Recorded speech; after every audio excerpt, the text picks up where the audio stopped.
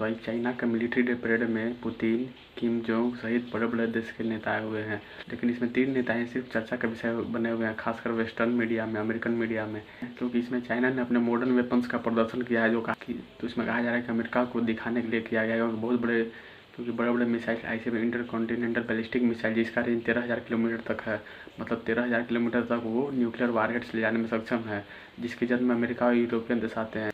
तो western media के द्वारा कह रहा है कि यूएस को एक तरह से थ्रेट दिखा रहा है चाइना। और चाइना के जो राष्ट्रपति शी जिनपिंग है, उन्होंने एक स्पीच दिया है जिसमें उन्होंने कहा है कि चाइना इज अनस्टॉपेबल, चाइना को कोई रोक नहीं सकता है और न ही कोई चाइना को बुली कर सकता है। चाइना किसी से डरने वाला नहीं है, बुली के आगे झुकने वाला नहीं है। ये साफ साफ ये दिखाता है कि सीधे वेस्ट को चैलेंज है, खासकर अमेरिका को। और शी जिनपिंग, पुतिन और किम जोंग जब एक फ्रेम में आए मिलिट्री परेड के बाद, उसके बाद फिर ये ट्रंप को देखा नहीं गया और ट्रंप ने अपना गुस्सा जाहिर किया और उन्होंने शी जिनपिंग से पूछा कि क्या आप जो वर्ल्ड वार 2 में आपको जीत हुई, जिसके बाद में आप ये मिलिट्री डे परेड मना रहे हैं, इसमें बहुत सारे अमेरिकन का खून बहा है, सोल्जर्स का, तो क्या आप उनका क्रेडिट अमेरिकन को देना चाहेंगे? और फिर ट्रंप ने शी जिनपिंग को कहा कि मेरा वार्म ग्रीटिंग्स देना पुतिन और किम जोंग को, क्योंकि तुम सब मिल करके यूनाइटेड स्टेट ऑफ अमेरिका के खिलाफ कॉन्स्पायर कर रहे हो। तो मतलब पूरा गुस्से में है ट्रंप। उसके बाद फिर मीडिया के साथ इंटरव्यू में फिर भारत के पास भी वही उनका जो रोज़ का रोना धोना है, वही कि भारत हमसे ज़्यादा ट्रेड करता है, हम भारत से ट्रेड नहीं कर पाते हैं, तो भारत हमारे सामान को एंटर नहीं करने देता, हमसे ज़्यादा ट्रेड करता है, हम उनसे ट्रेड नहीं कर पाते। और फिर हार्ले डेविडसन का एग्जाम्पल लिया कि देखो हार्ले डेविडसन पे 200% टैरिफ लगा दिया, तो कंपनी है वो भारत में अपना सामान नहीं बेच पा रहा था, अपना बाइक नहीं बेच पा रहा था। उसके बाद फिर हार्ले डेविडसन को इंडिया में जाना पड़ा, वहाँ पे फिर अपना मैन्युफैक्चरिंग प्लांट लगाना पड़ा और तब वहाँ से बेच रहा है। तो वही हम चाहते हैं कि अमेरिका में मैन्युफैक्चरिंग हो। तो यही अपना मतलब वही इंडिया के स्टैंड वही है उनका। लेकिन कुछ नॉर्मल हुए हैं बोले कि इंडिया के साथ हम आगे बढ़ना चाहते हैं। तो भाई अभी के समय में ट्रंप बहुत अनप्रेडिक्टेबल है। बाकी ऐसा नहीं है कि भारत और अमेरिका की टाइज पूरा मतलब ख़त्म हो गया, ऐसा नहीं है, सिर्फ डिप्लोमेटिक लेवल पे हो रहा है। बाकी जो भी मिलिट्री टाइज है, जैसे भी देखो युद्धाभ्यास चल रहा है भारत अमेरिका के बीच में, नौसैनिक एक्सरसाइज कर रहे हैं, एक्सरसाइज करी है अमेरिका के साथ अभी। और बाकी जो भी साइंस एंड टेक्नोलॉजी में जो भी हमारे इंगेजमेंट है वो भी हो रहे हैं। अभी हाल ही में निशाद सैटेलाइट जो इसरो और नासा के द्वारा छोड़ा गया था, मतलब सब जगह काम हो रहा है। बस यही एक ट्रेड का मुद्दा है डिप्लोमेसी लेवल पे, क्योंकि ट्रंप भाई नाराज, आपको पता होगा, उनको सीज फायर का क्रेडिट नहीं मिला, उनको नोबेल प्राइज़ लेना था। और अमेरिका का प्रोडक्ट्स इंडियन मार्केट में फ्लड करना था, जो कि इंडिया अलाउ नहीं कर रहा है, क्योंकि हमारे फार्मर की इंटरेस्ट नहीं है उसमें, क्योंकि इंडिया अपना फार्मर के इंटरेस्ट को देख रहा है।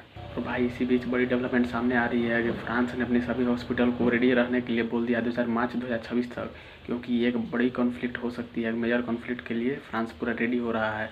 और कुछ दिन पहले यूके ने भी यही वो किया था कि मतलब ये ऐसा हिंट है कि यूरोप में एक बड़ी कॉन्फ्लिक्ट हो सकती है। तो माना यही जा रहा है कि रशिया जो एग्रेशन दिखा रहा है उसके खिलाफ ब्रिटेन और ये फ्रांस मिल करके कुछ लगता है कि आगे का प्लान कर रहे हैं फ्यूचर का। तो भाई इससे इंडिया को भी दिक्कत है। तो भाई ये इंडिया के लिए बिल्कुल भी अच्छा नहीं है, क्योंकि हमारे रिश्ते फ्रांस से अच्छे हैं और रशिया से भी अच्छे हैं, तो हम तो दोनों से अच्छे रिश्ते बना के ही चलेंगे। तो भाई इंडिया के हित में यही है कि जल्दी से जल्दी रशिया यूक्रेन कॉन्फ्लिक्ट खत्म हो, कल खत्म हो जाए तो इंडिया के लिए सबसे अच्छा है। तो फ्रांस ने भी कहा है कि हॉस्पिटल को रेडी करो, और कोई फॉरेन सोल्जर भी है, मतलब दूसरे देश का सोल्जर भी आए तो उसका भी इलाज सुनिश्चित किया जा सके और उसको घर तक पहुँचाया जा सके। भाई मेजरली ये ध्यान दिया जा रहा है कि railway station, metro station, airport और पोर्ट के पास हॉस्पिटल होना था, विद इन टाइम प्रॉपर इलाज दिया जा सके। तो भाई मेजर डेवलपमेंट है कि यूरोप मेजर कॉन्फ्लिक्ट रेडी हो रहा है, क्योंकि 3 बड़े-बड़े देश हैं यूरोप में, आपको पता होगा, जर्मनी, फ्रांस और ब्रिटेन। और ब्रिटेन ने तो पहले ही अनाउंस कर दिया था कि वो फुल वार के लिए रेडी है। अब फ्रांस भी रेडी हो रहा है, मतलब ऐसा कहना है हमारा 2026 तक इनको पूरा रेडी रखना हॉस्पिटल। तो कभी भी कॉन्फ्लिक्ट हो सकती है, हो सकता है 1 महीना बाद हो जाए या फिर अगले साल 2026 में हो जाए, कुछ भी हो सकता है भाई, क्योंकि रशिया यूक्रेन कॉन्फ्लिक्ट कहाँ तक जाएगा किसी को नहीं पता। और भाई ट्रंप के तेवर इंडिया के खिलाफ धीरे धीरे नरम पड़ रहे हैं। और भी देख रहे थे कि यूएस यूनिवर्सिटी के इकोनॉमिक अफेयर्स के वो इंडिपेंडेंट अफेयर्स हैं, वो किसी के ग्रुप से नहीं है। उन्होंने बोला कि हम पहले सोचते थे कि ट्रंप के पास इकोनॉमिक अफेयर्स की नॉलेज है, लेकिन मैं गलत था, उनके पास इकोनॉमिक अफेयर्स की 0 नॉलेज है। इसीलिए इंडिया के साथ वो डिप्लोमेसी अच्छे से नहीं कायम कर पा रहे हैं और भारत को ढकेल दिए चाइना रशिया खेमे में। उनको अलग करना था चाइना को, रशिया को, तो भारत को जाकर के मिला दिए। तो बोले कि ट्रंप को कुछ भी समझ नहीं है, तो भारत को भी चुपचाप शांत रहना चाहिए। और ट्रंप और पीटर नवारे को बात को बोले कि उनको पूरा इग्नोर करना चाहिए, इन लोगों के पास उतना नॉलेज नहीं है, कुछ भी बोल देते हैं बिना सोचे समझे, लॉन्ग टर्म पर्सपेक्टिव से नहीं देख रहे हैं। और उनसे ये भी पूछा गया क्या पाकिस्तान का जो क्रिप्टो करेंसी में उनका फैमिली जो बिजनेस है उसके बारे में आप चाहते हैं, तो बोले कि हाँ ट्रंप। तो उन्होंने ये भी कहा कि ट्रंप देश हित में काम नहीं कर रहे हैं, फैमिली के हित में काम कर रहे हैं, इसीलिए ऐसा हो रहा है। बाकी अमेरिका तो धीरे धीरे अपना रम पड़ रहा है। और पीयूष गोयल ने भी हिंट दिया है कि नवंबर 2025 तक अमेरिका और इंडिया के बीच में कुछ ट्रेड नेगोशिएशन हो सकता है। और एक और बड़ी डेवलपमेंट के बारे में आपको बता दें कि सेमीकंडक्टर इंडस्ट्री का कल से शुभारंभ हो गया है और एक चिप भी बनाया गया है जिसको इसरो के द्वारा बनाया गया है, मतलब फुल इंडिया में बनाया गया है। और ऐसे 10 प्लांट अभी बैक एंड में हैं और 2 मतलब ऐसा बताया जाए कि इसी साल से काम करना शुरू कर देंगे और इस साल के अंत तक ही मतलब made in India chip market में आ जाएगी। तो बहुत अच्छी बात है, क्योंकि जितने भी डिवाइस चाहे मोबाइल हो, सेटेलाइट हो, कंप्यूटर हो, लैपटॉप हो, ईवी व्हीकल हो या फिर ये फाइटर जेट से सब हो, जितने भी चीज़ है, मिसाइल्स हो, सब चीज़ में सेमीकंडक्टर की ज़रूरत होती है। और ज़्यादा सेमीकंडक्टर के मामले में इंडिया बहुत पीछे है।